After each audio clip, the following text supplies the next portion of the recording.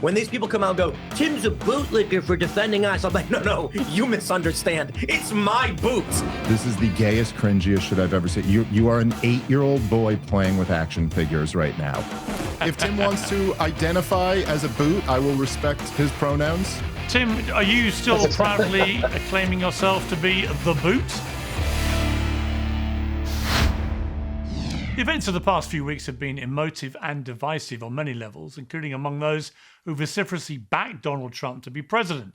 The attempts to justify Alex Pretti's death, for example, sparked debate about the scale and effectiveness of the ICE crackdown, as well as claims of hypocrisy about the right to protest and to carry guns. And Marjorie Taylor Greene summed up the broader MAGA divide in her recent appearance on Bill Maher. MAGA to me meant secure the border, no more foreign wars, no more regime change. We should care about grocery prices. We should care about housing prices. We should care about the next generation. We should care about the national debt, which I think you totally agree on. And we should release the Epstein files. We should have government transparency. That's what we campaigned on. And I don't know how in 1 year's time MAGA all of a sudden becomes okay with bombing foreign countries, okay with regime change, against releasing the Epstein files. That's the split, is there's a lot of people that voted for what we thought MAGA was, and then it evolved into something else. Well, those who've remained in the president's camp have been accused, among other things, of bootlicking. As you've probably seen by now, Tim Pool gave an eye-catching response to this particular claim, and Dave Smith gave an equally eye-catching response to him. Both clips are out-of-context snippets of much broader arguments, but we make no apologies for showing them both again. So the argument right now is this. I'll put it simply. First of all, when these people come out and go, Tim's a bootlicker for defending us, I'm like, no, you misunderstand. It's my boots. It's mine. I voted for them. I'm wearing the boot. I'm stomping on the ground. I ain't licking anybody. I'm clapping for these people that I said, please go out and enforce the law. And anybody else who's cheering for it, who voted for it too, we're all wearing the boots. You're the one crying. You're the one saying, you're coming in and enforcing laws. Tim, brother, this is the cringiest shit I've ever seen in my life. This is the gayest, cringiest shit I've ever seen. You are an 8-year-old boy playing with action figures right now, but you're an adult broadcasting this to hundreds of thousands of people. Like, this is just so goddamn, I mean, I don't know. Like, dude, this has crossed the line of, like, it's not even in political commentary anymore. You're, like, in some type of fetish right now. You're wearing the boot. I'm wearing the boot, and I'm crushing everybody. I crushed you, and I crushed you. Like, Tim, what the fuck are you doing right now, bro? Well, we thought it only fair and reasonable to bring the two protagonists together to discuss Bootgate. So welcome to Tim Pool and Dave Smith. How's it going? What's up, Piers? What's up, Tim? Tim, are you still proudly claiming yourself to be the boot? Or have you had time to reflect? No, I think the point of that comment was I had made a post on X where I said something to the effect of Pretti was conspiring with a group to obstruct federal law enforcement, did not show up to a protest. He showed up to an operation to obstruct federal law enforcement, resisted arrest. It was an unfortunate circumstance where, the agents yell gun, gun, gun. One guy sees Pretti holding a phone in his hand. A gunshot goes off. I don't think anybody was going to that day. This is the gist of the argument. I don't think the agents were trying to murder someone that day. I don't think Pretti went there with the intention of murdering everybody. And by saying that, I have these people tweeting that I'm a bootlicker because I'm defending ICE because they went out and you've got a spattering of some libertarians that are arguing this is a peaceful protest or just filming, and many liberals making the same claim. And so my response is, I voted for ICE to go out and do this. I was promised in 2024 that Donald Trump was going to employ ICE, CBP. They were going to make these arrests. So it's not that I'm defending and licking their boot as they go out and do this. It's literally, it's me saying, gentlemen, please, would you go out and engage in these operations? Now, I'm not happy that Pretti died or these conflicts are happening, but these are agents enacting the political will of me and many others who voted for it. Dave Smith, your response. Well, I would just first off say that Tim knows that I love him, and we did make up on Twitter there. Can we not start with a mollifying comment like that, Piers? Piers, you really are. Even in recovery, Piers is still just sparking fights. I love it. I'm so glad you're doing the show. Joe Rogan, if I may say, in between, he had Andrew Wilson on a couple of days ago, and in between mocking me for my injury and suggesting I have a 10-year lifespan now as a result of having a new hip put in, and saying I was in no shape and that's why this happened to me. Notwithstanding that, he did say that I'm the best cat wrangler in the world, by which he meant I bring guys like you together and I wrangle as you go at it. And so starting from such a peaceful position doesn't appeal, Dave, to my cat wrangling skills. Well, I second Joe and Andrew's opinion there. Not the 10 years part, the cat wrangling part. But if Tim wants to identify as a boot, I will respect his pronouns, and I will try to be respectful here. I think look, what the Pretti shooting. Again, as we know, we've all been burned on things like this before. Sometimes there's information that isn't available, context that isn't available in the video. What we have in the video of him being shot looks about as bad as any shooting could look. He wasn't resisting arrest. He wasn't being violent in that moment. And it doesn't really matter what happened 11 days earlier. Like 8 officers have him on the ground, disarm him. Yes, one of them starts frantically yelling gun, and then they pump 9 bullets into a guy who's not a threat to anybody. So the shooting itself looks very bad. If you want to get into the details of that, the real question, which no one seems to be addressing, is what happened right before that warranted shoving a woman in that manner. For any man to ever put his hands on a woman in that manner, you better have a damn good reason for doing it. And no one's offered one, but what the administration has done is had all of its top spokespeople lie through their teeth, including the head of the FBI claiming that it's illegal to bring a gun to a protest, and the head of the Department of Homeland Security claiming that he was there to assassinate a bunch of officers and do as much damage as possible. I think it was Stephen Miller who called him a domestic terrorist. This stuff is absurd. And the broader picture that I think everyone's missing here is that ICE and Border Patrol are not doing what Tim voted for them to do. Mass deportations are not happening. Donald Trump walked away from mass deportations over a year ago when he said they won't be deporting people from hospitality and farming. Translation, in other words, big business likes the cheap labor, and they don't want those people deported. And Donald Trump backed off, as he has done basically throughout his entire 5 years of being president, sold out the American people on behalf of big business. And, this stuff in Minnesota, this is all theater. There's maybe 200,000 illegals in all of Minnesota. They sent 3,000 agents into Minneapolis. We're not getting huge numbers of people here. And instead what you're getting left-wing activists who are looking for a fight. And then Piers, I'm sure you've seen, Tim, I'm sure you've seen, in a lot of videos, ICE and Border Patrol agents who are also looking for a fight, who are going around intimidating regular people, lying to them about what their constitutional rights are. I've seen dozens of videos where these ICE agents are telling people that it's illegal to film, threatening to put regular people on a list of domestic terrorists. Their faces are covered. They're not identifying themselves. They're grabbing people at random Walmarts and dropping them off 8 miles away. This is all we're getting out of this is a bunch of violence and a massive provocation of the worst elements of the left-wing activists. It's a huge loss for all of us. Yeah.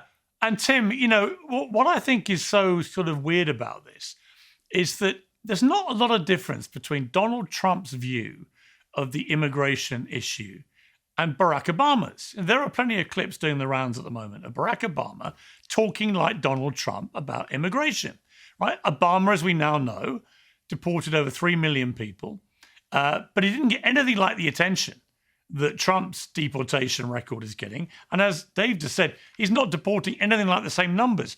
I don't understand, having had a thumping win on the southern border, Donald Trump, pretty much shutting it down after the ridiculous farce of 4 years of Biden just opening it up. Having got that big win, why he didn't just do what Obama did a lot of the time, which is he went to the governors of individual states, and he said, right, how many illegal immigrants do you have in prisons who've committed other crimes? We're going to deport them all. And that's apparently a large number of the people that he deported were those types of people.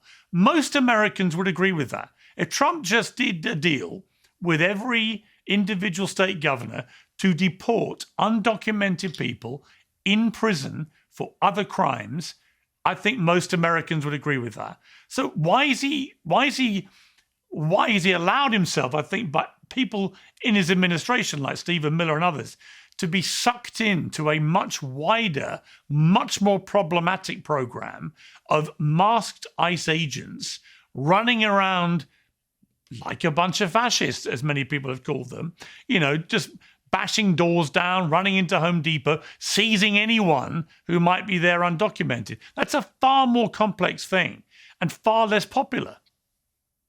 There's a lot to break down just with what David said and now what you have said. And I'll start here with you mentioning the masks. I had heavily criticized the DHS and the Trump administration going back to the election, saying that we should not live in a country where our law enforcement are masking up and we can't see their faces. We don't want to live in a country like that. The argument I got largely from Trump supporters is that, well, they're threatened by domestic terrorists. They'll come to their homes. They'll kill their family. And my response is, guys, if we are actually at the point where you genuinely believe leftists are going to show up to the homes of ICE agents and murder their families, then the problem of immigration is much smaller, right? We're in civil war at this point.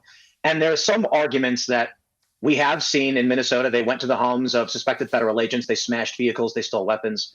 So all of those things are pushing us to this point where the hardcore Trump side is never going to give up on, you know what, we're fighting a demonic force or whatever. We're going to mask up and do these things. I think that's a dangerous prospect. I will say then, to your point about Trump cutting deals with the governors, I believe that was actually the point of contention with Minnesota. In many of these other states, Trump just cut a deal with these governors. And I believe the reason for the initial deployment was a combination to Minnesota was a combination of the Somali fraud story being massive. Trump probably wanted to win. Stephen Miller probably wanted to win some kind of show of force, but also that Minnesota was not cooperating in the same way. So the supposed drawdown, which I don't know we're actually getting, where he brings out Bovino, he reassigns Kristi Noem, was predicated upon, okay, Tim Walz called me on the phone and we're going to try and work out a deal. Homan said, just give us the criminals from the jails and then we can be done with this. So what I will then say to all of Dave's point is 90% agree. Trump, I said Trump needs to stand down or suit up. These half measures are ridiculous. You're getting these videos of ICE agents falling for leftist agitprop, making these perfect PSAs to make Trump look bad. And quite honestly, DHS is looking bad when, as Dave pointed out, these guys are saying, I'm going to put you on a domestic terror watch list. I watched one video where a guy was filming an immigration stop from his porch, and an ICE agent, or it might have been CBP, walks up down to his porch to stop him from filming. I mean, these go way over the line.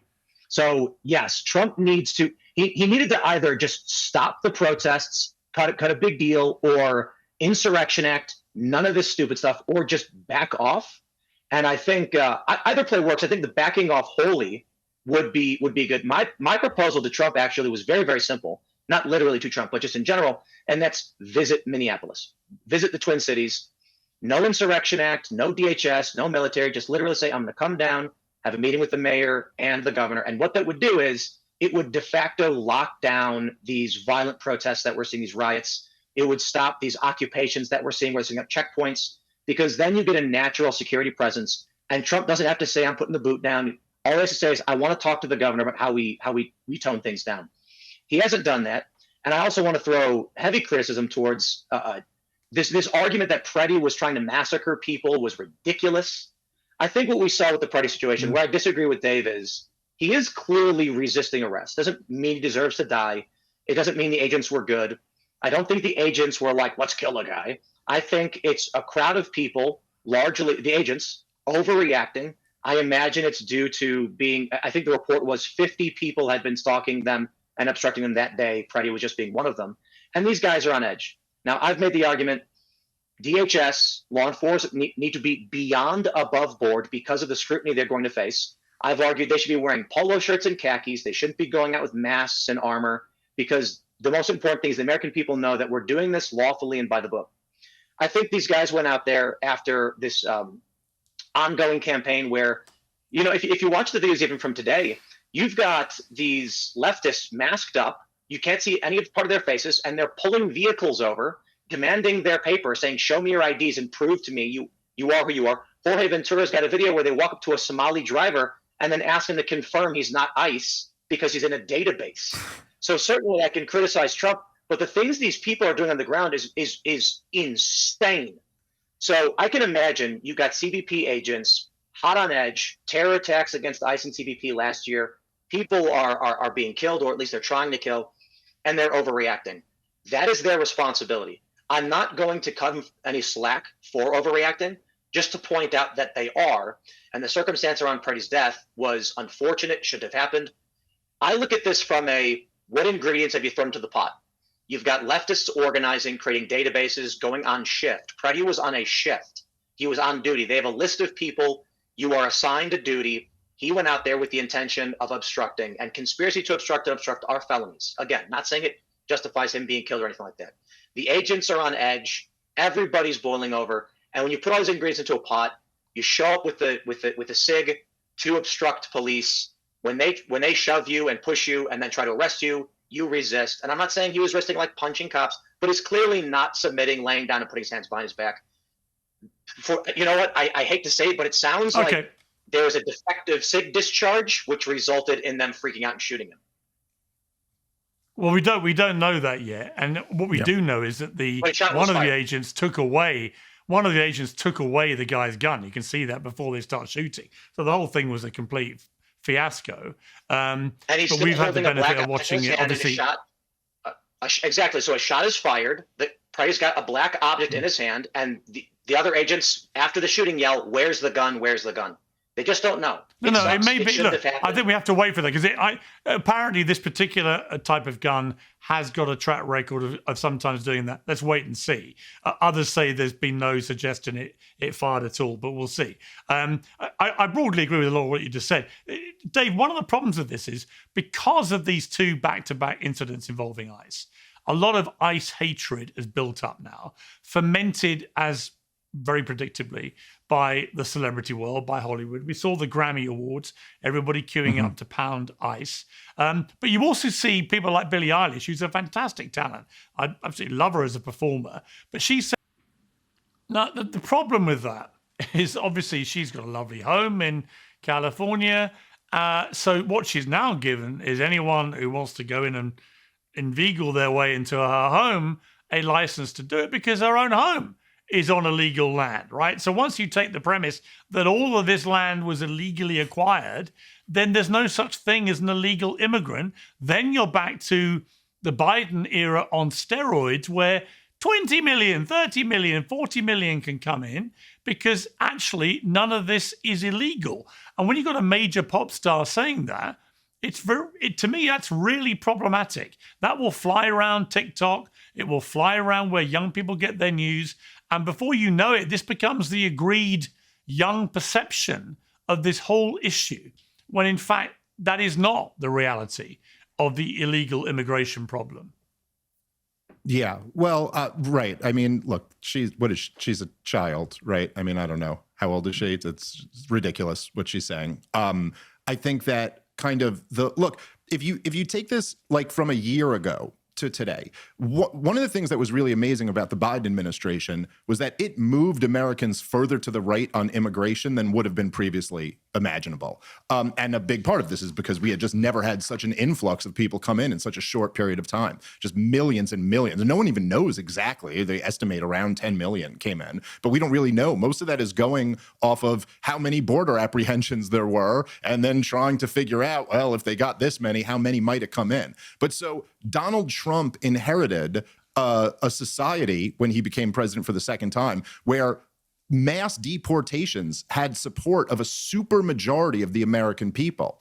And of course, that's reasonable, because most Americans are like, yeah, you broke the law. That's not okay. We're a nation of laws. The thing is, that we also still have the United States Constitution as the supreme law of the land. So Donald Trump was always in a tricky spot here of how do you, the estimates of total illegal immigration is like between 30 and 50 million. Well, how do you remove 30 to 50 million people? We only have like 20,000 Border Patrol agents in total. So, okay, how do you go about doing that? And it was always, I was talking about this on my show last year. It was always a big question of like, okay, the American people support mass deportations in the abstract, but what will they really support in order to achieve that goal? What level of violence are you going to need? And so the last thing in the world you want, if you're on the side of being an immigration restrictionist, is a huge show of violence that's going to turn a lot of people off that doesn't even result in a large number of illegals being deported. So like, I think on any level, there's like no debate here. What are we talking about? Just to be clear, if we got every single illegal alien out of Minnesota, you wouldn't even make a dent in 1 year of Joe Biden's open border. So there's just, the juice isn't worth the squeeze here. And what you're doing essentially is you're handing a giant talking point to all those people in that ridiculous event last night to sit around where they're all worth $50 million and they're in a $50,000 dress and $10,000 shoes, but they talk about the struggles of, this is their own weird psychological projection of not being able to deal with the fact that they're very, very privileged. But again, you're just handing them a talking point. What about that? What's in it for us? Well, we also nothing. Right. And we also saw, Tim Pool, the lionization over the weekend at the Grammys and the parties around the Grammys of Don Lemon, the Martin Luther King now of the modern era. What do you make of the Don Lemon saga? Well, I read the criminal the charges, the paperwork, and he's not just a journalist. There's a few things that he did that crossed the line. First is he provided instruction and advisement to these individuals on OPSEC. I don't want to make it sound like Don Lemon's this crazy terrorist or anything like that. No, but he violated the FACE Act. He didn't just show up to film. He told these people to stop talking, otherwise it could expose their operations. And we shouldn't say these things. He referred to himself as we. He entering this church, which is arguably a public accommodation. However, though it is open to the public, you don't have a right to go in and disrupt someone else's First Amendment activities. He did two other things. He obstructed the point of egress after these protests had gone in and peppered the individuals with questions. And he approached the pastor with questions, and despite being asked to leave, refused to do so. And I think outside of the criminal allegations, the most shockingly offensive thing to me is when he gets up in the pastor's, space. I want to be reasonable. And the pastor brushes against him. He says, "Please don't push me." This guy showed utter disdain for the rights of the individuals in these churches. The extremists that went in to do this, and I don't want to use protester because they're not out in the street having their voice heard. They entered a private place of worship. They obstructed access to the child daycare area. Apparently, I've heard that someone may have gotten injured. I'm not entirely sure what happened. There's children crying. And as they're trying to leave, Don Lemon is standing at the door asking them questions, making insinuations about U.S. immigration policy. It's all very antagonistic. Now, the way I put it is like this. If Don Lemon got privy information that a group of protesters were going to block an intersection, no one would care. Don Lemon's not going to be charged for that if he filmed it and knew it was going to happen, even if he was giving advice to these people. It's a minor, petty thing. Activists get a slap on the wrist. Now, let's scale up to the next extreme end. Let's say a group of people were going to rob a bank. And Don Lemon said, "I have privy information to this bank robbery that's going to happen." And on the way there, he's saying, "Hey, guys, make sure you don't talk about certain things that could expose your bank robbery." There's no way he's going to get anything other than locked up as an accomplice. This at the church was not a bank robbery. That's just the extreme end. The point I'm making is that there's a line somewhere where you are not just a journalist anymore. And I think Don Lemon crossed that line just ever so slightly enough to where I think he deserves a slap on the wrist. Now, my argument was similar to Bill Maher's, that he should be charged with "not cool, bro." I would be a little more specific and say he should go to court, he should be found guilty, and the penalty should be court supervision. It should be 6 months of court supervision. It basically means nothing, but just don't do it again. Right? For the people who actually went in and disrupted this, that violated the FACE Act, I think they should get some penalties. But I think the FACE Act itself is ridiculous, and was ridiculous when it was made in '94. It's ridiculous today. Okay. Dave, I mean, my view is I've got no great truck for Don Lemon. He came on my show recently. He was a monumental dick, as I told him to his face. However, he's allowed to be, right? In a democratic society, protected by the First Amendment, he can be as big a dick as he wants. And he's building a business on his own, and this will have propelled him massively in his business aspirations. But at his heart, I just really struggle, notwithstanding, I'm sure, Tim makes a lot of good points, but somebody pointed out to me the other day, if this was Alex Jones doing this in a mosque, right, would people defending it rush to defend it? It's an interesting question. In other words, does your perspective on this get determined by who it is and where they're going, right? And I just come down on the fact that I don't like seeing journalists criminalized. You can think of Don whatever you want, but to me, the protesters were the ones who were committing a crime, and Don Lemon was reporting what was happening. And the moment we start blurring that line, the whole concept of embedded journalists or journalists going to events or going inside and following these things, that starts to disintegrate. What's your view? Well, I just fundamentally reject the premise that we're going to sit here and pretend that Don Lemon has ever been a journalist. I mean, listen, I'm not even saying that should have any implications on the legality of any of this. But Don Lemon, and I mean, Piers, I never talk like this. But I mean, genuinely, there's just nothing else. Don Lemon is the dumbest human being who's ever had a microphone put in front of him. Like, I'm genuinely blown away by it. I'm like Don Lemon is like on the level where, like, if he just recites a talking point, I feel like the way I do when my 4-year-old has like a long, complex sentence. And you're like, very good, Don Lemon. Like, those were the words that you were supposed. But look, in this instance, he's not really doing journalism. He's doing activism. Like, it's not as if he was interviewing the pastor and then also going up and interviewing the protesters and asking them tough questions. He was like a part of this protest. And I agree with a lot of what Tim said. I would just add in there, I think the point you made again, which I saw Tim nodding at too, is really almost the most important point here. And this is why it's like, strategically speaking, this is really stupid for the Trump administration to go after Don Lemon like this, because Don Lemon was an idiot at CNN, and now on the internet, he looks like an idiot who doesn't have his writers anymore. He's just out there just humiliating himself. Every appearance that you see from Don Lemon, it just goes viral because everyone's laughing at him, like his interview with Elon Musk or his interview with you or whatever, where he just embarrasses himself. And he has no audience. It's not like he's a guy like Tucker Carlson who left cable news and kept a huge audience with him. He's got nobody. So it's the Jimmy Kimmel situation all over again. The guy is dying. He's becoming irrelevant. He's just humiliating himself in front of his tiny audience. But then the FCC chairman comes in and kind of threatens him, and now you kind of make him this free speech martyr. Now you give him giant ratings. Now you give him something to be applauded. So I just wish the right wing in America would, for once ever, get smart about these fights. Like, just this is not like art of war stuff. This is like the opposite. You're just giving your opponents wins for no reason. I know it's not 5D chess, but let's just entertain this because I agree with you, Dave. Now imagine Trump knows Don Lemon is dumb as a box of rocks, and I feel bad saying that because it insults rocks. And he's thinking, let's make this guy the biggest personality on the left, and they'll prop him up. It's almost an accidental sabotage of the left. Right, you know what? I didn't think of that one. That could be the thinking. I want to end, Dave, just by asking you about something you and I've interacted with on X about. But this astonishing revelation that the IDF is now accepting the Hamas-run Gaza Health Ministry's numbers on casualties in the war. In my case, pretty much every single pro-Israeli guest for the last 2 years try to muddy the waters about those numbers and say they're all massively inflated and so on.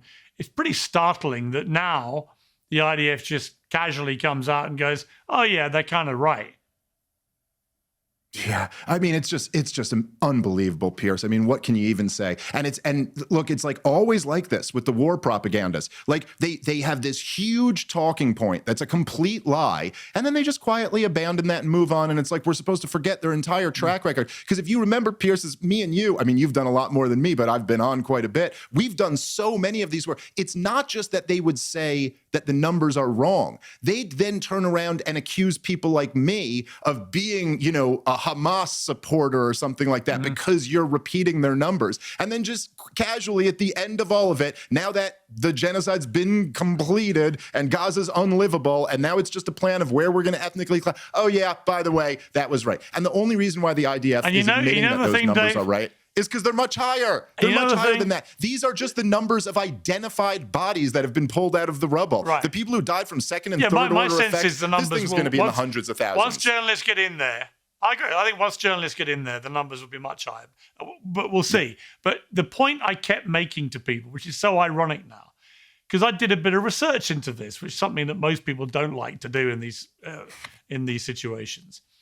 The research I did very early on was that historically the IDF had accepted the Hamas-run Gaza Health Ministry casualty numbers in previous skirmishes, flare-ups, and so on. They had accepted they were broadly accurate. And I kept saying to people, you do realize that the IDF historically has generally accepted these numbers that they put forward as being accurate. And I was laughed at and mocked and told I was a Hamas stooge and so on. And yet here we have, once again, the IDF once again accepting the numbers are broadly accurate, as they historically have invariably done. I mean, right there is one of the great ironies of this whole thing. I got to leave it there, guys. One of them? Great to have you. Is there one of them, Piers? Is there one of them who will admit, "Hey, I got that wrong"? Has one of them come out of all the people who came on your show? I haven't heard a single one. Not yet, but I look forward to having them back. Guys, thank you both very much. I'm glad we put an end to Bootgate. It was a very civilized debate. Thank you very much. Thanks for having me. Piers Morgan Uncensored is proudly independent. The only boss around here is me. If you enjoy our show, we ask for only one simple thing.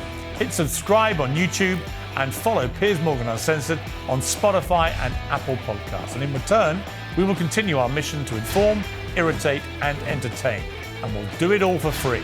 Independent, uncensored media has never been more critical, and we couldn't do it without you.